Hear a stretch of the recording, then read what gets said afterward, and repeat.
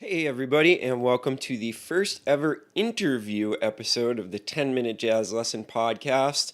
I'm going to start bringing you guys interviews with some of my favorite people in the industry, whether they be teachers, other podcast hosts, or just people doing interesting stuff from around the jazz world. And today we're going to start with somebody that I highly respect and somebody whose podcast I enjoy and listen to several times a week. Today we're bringing Jason Heath on the show, and if you've never heard of Jason before, he's the host of the hugely successful podcast Contrabass Conversations, where he has bassists on his show and sometimes people from other instruments from around the music world, and just has awesome conversations with them, whether they're talking about jazz or classical music or auditions or the music business, education, you name it, he's got them on. This is a person who has been a really big inspiration to me. His interview style is amazing. He's got energy that's just through the roof. Just one of the most genuine people out there. So I highly suggest that even if you don't play bass, I mean, you guys know that I'm a saxophonist, go out and listen to his podcast. It's contrabassconversations.com, or you can find his podcast on all the major podcast networks, iTunes, Stitcher, Google Play. It's out there all over the place. And just really check out some of these conversations because you can get this wisdom from people, and it's free, right? It's amazing. And like I said, even though they're all kind of, or 99% bass players, they're talking about some really relevant stuff. And I definitely suggest you go out and check out the show. So without further ado, please welcome on my first guest to these interview shows that I'm going to be dropping maybe once, twice a month for you guys, Jason Heath. Hey, Jason, thank you so much for coming on the podcast, man. We really appreciate it. Hey, good to be here, Nick. Cool. So tell us a little bit about yourself and kind of what brings you to what you're currently doing. How did you get the idea for your podcast and to start this movement with bassists? Yeah, right. It was definitely kind of just organic, unintentional thing, like I think a lot of people for podcasts. So I started my podcast back in 2007. Oh, wow. And like you, I was just really into podcasts. I think I got my first iPod video in 2005 or something like that, and discovered this whole world of content. And my brain, being a bass player, I thought, well, is there something out there for bassists? Mm-hmm. And there was, but it had pod faded as the term. They'd done a few episodes, and then it had been a year since the last one, and it had been like 6 months before that. So this guy, it's called the Double Bass Cast. You can still find it on iTunes, Oh, cool. and it's got like a whopping 8 episodes, I think. And so talk about being early to the party. It's really cool that he started that. But I thought, well, there's nothing active right now, so I got going, and it was early days in terms of that stuff. It was the questions I always got trying to get guests, because I do an interview show, was like, who are you? What's a podcast, and why should I be on it? Those were the three. Right. And now, like, fast forward to 2017, and I get those questions much less frequently. But yeah, it's just a love of podcasting, love of the bass, and I kind of melded them together, and it's sort of become what I do, which is I never thought I would say that 10 years ago when I started it, but that's sort of like driving the bus in terms of my career these days. That's great, man. And I really enjoy your interviewing style. I mean, you really make the guests feel comfortable. And for all you guys out there that aren't bass players, you should definitely check out Jason's podcast because it's like anything in music, and I think you'd probably agree. The wisdom that you can get from any instrumentalist really is going to transfer over to your own instrument regardless of what you play. Would you say that that's true? Oh yeah. And I mean, like, the sort of the dirty little secret that a lot of people know about my podcast is it's really not about bass at all. It's just talking to bass players is sort of a vehicle for talking about the sort of things I like to. So it's a lot of mindset. It's a lot of advice for your younger self. And the topic of performing under pressure and auditioning is something that I'm fascinated with and comes up a lot. So if people are looking for an interesting episode, I had the chance a couple months ago to interview Don Green. Are you familiar with Don Green? Yeah, actually, I've heard that name a lot.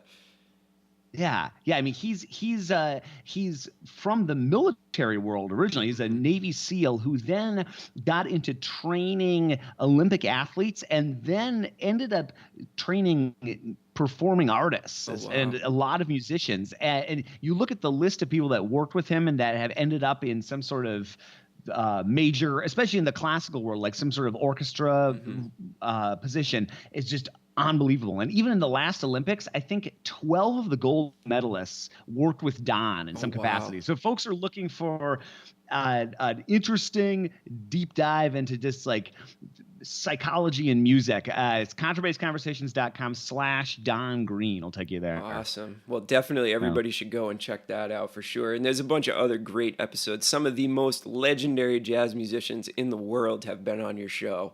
So definitely go check yeah. that out. So one thing I wanted to jump in with you, Jason, is being a bass player, I feel like you've got a unique perspective on being in a jazz band or a jazz performing ensemble. And most of our listeners tend to be like horn players or other rhythm section players, but they don't take on the bass role. So, what's something from your perspective that maybe horn players or other in the band might have never thought about that you feel like is unique to the bass role? Well, one thing I love about the bass roll in jazz is that it really is in terms of groove and feel and just cohesiveness and the glue that binds together a combo or an ensemble. I mean, that really is the bass's role in jazz. At least Hmm. that's the way we think about it. Maybe others disagree, but we like to think of that versus like rock or whatever else, where maybe the drum set is that role. But like that, and like for me, and when I'm playing and when I'm working with my students, I taught at DePaul University, taught a lot of the jazz students there for about 8 or 9 years, and we just talked all the time about that role between the ride cymbal and the bass line and just how those two fit together. And that's something that I'm endlessly fascinated with. Like if you think of just like, quarter notes and then like tang, tang, ka-tang, tang, ka-tang, ka-tang, tang, right? And that's exactly what the bass players in like a swing situation are doing. And so we're like integrating our flips into that ride cymbal line. And it's just this fascinating, just like digging into the world of like feel through subtle lines, like we're playing quarter notes, most of our life, but like it's just I find it endlessly fascinating. I remember the trumpet player Orbert Davis. He's a band leader in the Chicago area, great Hmm. musician. I was in a clinic with him at Northwestern, and he had the drum set player and the bass player play quarter notes and think not swung and then think swing. And they're just quarter notes, right? So there really shouldn't be that much difference, but we could totally hear a difference in like Right. the sustain, the articulation, the attack. So like just those sort of subtle things that drive that groove forward. That's what fascinates me as a bass player, like the simple pleasures Cool. of the jazz experience. And I feel like, yeah, that's something that, like, let's take horn players for example. The horn player should really be locked into that quarter note groove too, right? Because especially in swing music, the quarter note drives everything. So there's some Yeah. good advice for all you horn players or even piano players and guitar players out there. Start listening to the how the bass player and the ride cymbal lock up. And you might get a little bit of that perspective on things, which I know has been huge for me. And bass players, correct me if I'm wrong, they love to play with horn players that have good time, right? Yeah, good time. And it's funny. There's a bass player named Larry Gray in Hmm. Chicago. Wonderful player. He's like kind of like the house bassist for a lot of the jazz clubs in Chicago. And I remember listening to Larry and James Moody play. Okay, and so they'd play, and then the pianist would drop out for a little while. Now James Moody was legendary for kind of drifting Hmm. pitch wise, and Larry's ears are so good he would just go with him. So it would get like sharper and sharper and sharper. And then the pianist would come back in after a couple choruses and it was like, whoa! It was Oh, they're in a different like world all of a sudden. yeah. So great time and then like, great pitch. We love all that. But Hmm. but we love, even though we're just a lot of time we're back there playing quarter notes, it's so fun to build your line and change the complexity and the register as things are happening, and sort of explore the upper register of the bass, start doing some ostinato patterns, some 3 against 4 patterns, just trying to amplify and echo what's going on in the solo line. Those are a lot of the things that we're thinking about back there. Well, that's awesome. That's so cool to hear it from a bassist perspective. So one thing we talk about a lot on this show is the concept of voice leading. And I mean, there's no better musician than a great bass player when it comes to voice leading, because you guys are doing it all the time. Are there any sort of books or materials that you can point to that helped you with your concept of voice leading? Anything that you worked on specifically that led you down that path to kind of being really good from getting from one chord change to another? I think if I look at my bookshelf, I've got a lot of like patterns for jazz, and I've got the John Goldsby bass book, and I've got like who knows how many Aebersol materials over the years. But I think the what I learned the most in terms of voice leading came from this jazz pianist who now I think he's head of the jazz department at Arizona State now, but his name is Mike Coker. And Mike Coker taught all the jazz improv lessons at Northwestern for a while. It was a tough job. I could understand why he moved on. But man, I learned so much from him just from going through all of these exercises he had in terms of just like navigating chord changes, navigating different types of chords in general. And he had what he called the Joe Daly exercises that he would teach. And it's escaping me whether Joe Daly is a pianist or saxophone player. I can't remember, but if I remember, he's out of Detroit. And he had this set of exercises that then Mike took all of us through that were just fantastic for navigating different chords and voice leading and that sort of stuff. So, I mean, really, most of the lessons I think I learned that I teach to this day came from that guy, Mike Coker. Can't say enough good things about him. Cool. Well, we'll definitely include a link to some of his stuff in the show notes, so everybody go and check that out. All right, I wanted to give you 5 rapid fire questions. And the answers don't have to be rapid fire. You can really kind of take your time. But number 1 is, what is one educational material or tool that you feel like you couldn't live without? Ooh, educational. The first one would be the World Wide Web, but I'm not going to go there. That's way too easy. A tool in general, and I think that I use, we can explore another angle if this one doesn't work, but I use Evernote for like every single thing in my life. I don't know if you've used that at all. Yeah. I mean, I have everything I've ever done talking about like different jazz materials from people. I've got everything organized under this jazz notebook. And so I am constantly going to that for reference. All the podcasts I've done, I have all the notes from everybody I've chatted with. That's great. Done almost 400 interviews at this point. Those are all in Evernote. So like as an educational resource, oh man, Evernote. And I can access it on my phone. So I can look up, what was and I have a folder of quotes that I think are great that I might use for some writing or just inspiration in general. So just as like that, I think that is, I think their catchphrase is, it's your digital brain, Evernote is, and it's totally mine. It's like my most useful reference material, and I have it with me wherever, on the plane or at home or at work or you name it. And that's kind of the nice thing about it, is that it's cross-platform, so you've got it on your computer, you got it on your phone, you've got it on your iPad, whatever you need. And that program has saved my life on multiple occasions, just as far as reminding me that I need to do things. It is my favorite app in the world for checklists, because there's a really awesome function in there where you can build these checklists, and that saves me on a daily basis. So I think that's a great suggestion for our listeners. I would even record my own practicing in there Mm. and listen back in the car. And I would record ensemble rehearsals and listen Oh, back. You cool. can do it in Evernote, and I could record it at back when I was had a school job a few years ago. I would record the rehearsal, and then it would be on my phone when I was driving home, so I could listen, It's take a couple amazing. notes, and then when I first, yeah, I mean, it's just one of those. It's like a simple but incredibly deep and multi-purpose sort of tool. Absolutely. Great. So the second question I have for you is who was the teacher that made the biggest impact on you and why? Mm. Since we were just talking jazz, this wouldn't be my overall answer, but Mike Coker, just in terms of jazz Cool. context, oh man, that guy changed my life in terms of that. Um, teacher that had the biggest impact, I mean, it would have to be Michael Hovnanian, one of the Chicago Symphony bass players who was my bass teacher at Northwestern.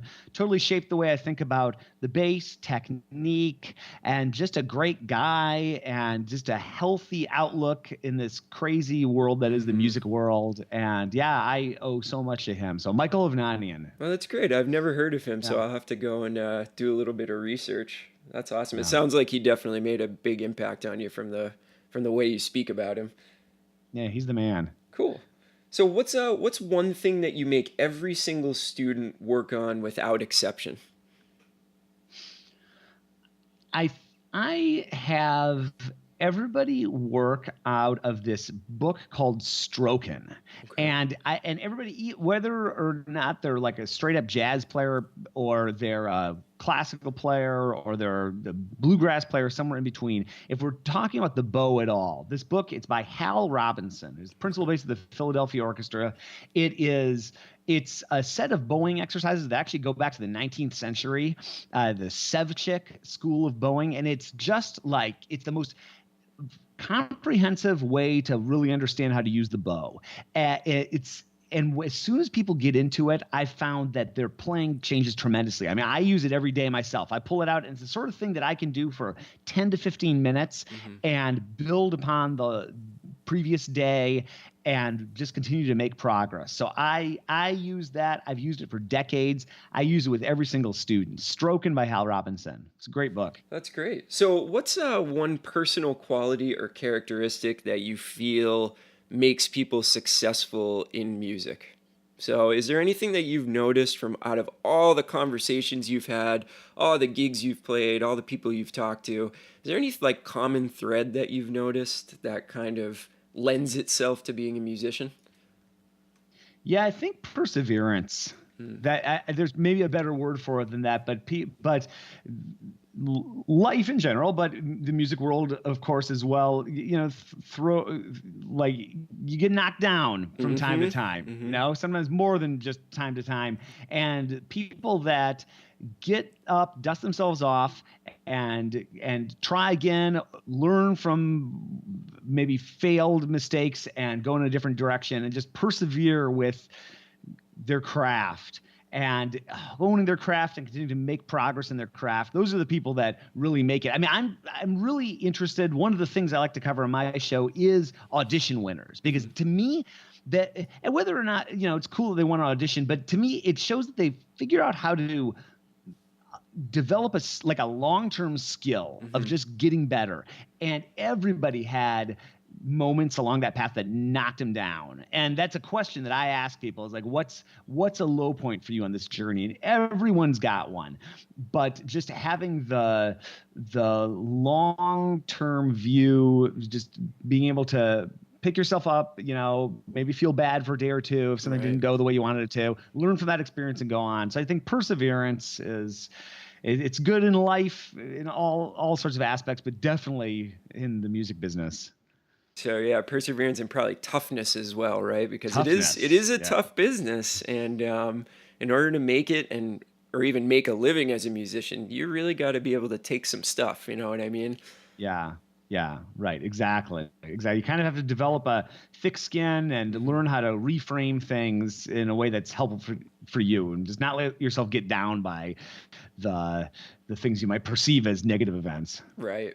Great. So my final question for you is what is the best musical purchase you've made under $100? I kind of stole this from Tim Ferriss's podcast. He asks a lot of Hmm. people this question, but I feel like this would be great in the music world too, because we're always out there looking for, new materials, new tools, new resources. So what's the best thing that you've bought in your life under $100 that relates to music? Under $100. Uh, the first thing that comes to mind, but this is lame, so I'll try to think of something else. Is like my $45 a year Evernote subscription. That's under $100. But in it's not a my I would say the first that this is over $100, but that these days it That's would be okay. less. Around That $100, let's okay. say. Let's take the cheapest smartphone you can find then, Okay. okay? Or All like right. an iPhone from a few years ago. I mean, Mm-hmm. the moment I actually got my first smartphone and I realized that all those devices that I was carrying around, like my tuner, Mm-hmm. my metronome, my notepad, my video camera, my mic, I literally had a bag that I would carry with all that stuff that Right. I could boil it down to just this one little device. I mean, that changed so much for me in terms of practicing, in terms of teaching, in terms of my writing and everything. So yeah, I guess we can find a smartphone for under $100.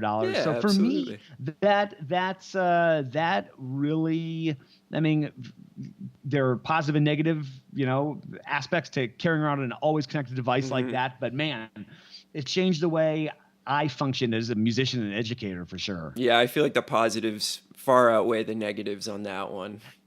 Yeah, for me too. For Yeah. me too. If you can delete your Facebook app if you have to, if that's what's dragging you down. But like, man, just being able to use a program like Evernote, like we were talking about, and record videos of students' lessons and send them to them, and work on my blog and on my podcast when I have a few minutes free on the train or something like that. Mm-hmm. It was a real game changer for me. Awesome, man. Well, that's great. So, obviously, you want to go and listen to Jason's podcast, Contrabass Conversations, and we will definitely link up to that in the show notes. Anything else that you're currently working on that you want people to go and check out? Well, something that might be interesting. It's something that because I live in this bass world, that's my Mm-hmm. niche. Those are my people. I'm creating something that's coming out this fall called the Double Bassist Guide to Colleges. Oh, cool. And I've gone through and I've found there are about 400 collegiate double bass programs in the country. And I've gone through and I've gotten all the data from U.S. News and World Report about the school. I've contacted every bass professor and I'm getting quotes from them about their school. I've contacted alumni and I'm getting their experiences. So I'm trying to flesh out this like three-dimensional look at where you could go study music, jazz programs, classical programs. I'm plotting them all out on a Google map so you can go and look and see what's Wow. private and what's public that's near you. So I love big projects like that. It's a big project, but it's going well, and it'll be happening in the fall, and it'll all be linked to from my site. And I got to say, I just want to congratulate you with what you're doing. I think it's groundbreaking, and the 10-minute idea and concept for the jazz podcast is really, really cool. And just thanks for what you're doing in Oh this man, thank you music. so much. And Yeah, absolutely. right back at you because what you're doing, bringing together all these folks into one usable resource, it's just fantastic. So for everybody out there listening to this show, you have to go and check out Jason's show. It's just a real treasure trove of just experiences and stories and advice. And like you were saying earlier, Jason, if you've got an audition coming up, I know that's one of your favorite topics. So go and check out that podcast today. Thank you so much for coming on, man. We really, really appreciate it. Hey, great chatting with you, Nick. Well, there you have it, my interview with Jason Heath, one of the nicest and most generous guys in the music industry and in this podcast world. So go and check out the show notes on the website. I'm going to have links to a whole bunch of different stuff, including he's set up his website in a very useful way so that we can use some links like contrabassconversations.com/jazz, and all of the jazz related podcasts will come up. or contrabassconversations.com/auditioning, and a bunch of those podcasts on, audition tips will come up. So he's really structured his website in a very friendly way to be able to find a bunch of stuff. So go on to the website, check out our show notes, and I'll have links to a lot of the stuff that Jason talked about in our episode. I hope you enjoyed. If you have any ideas for people you would like to hear interviewed, drop me a line. As always, I want to tailor this show to you guys' interests, the things that you would like to hear, the stuff that you're interested in. So shoot me an email, 10minutejazzlesson@gmail.com, and let me know who you'd like to hear on the show. Anybody's fair game. Anybody that you think is interesting and has something cool to say about music is who we want to get on the show. All right, thank you so much for tuning in, everybody. I hope you like these interview episodes, and we're going to be bringing a heck of a lot more of them to you. All right, we'll see you on the next episode. Have a great week, everybody.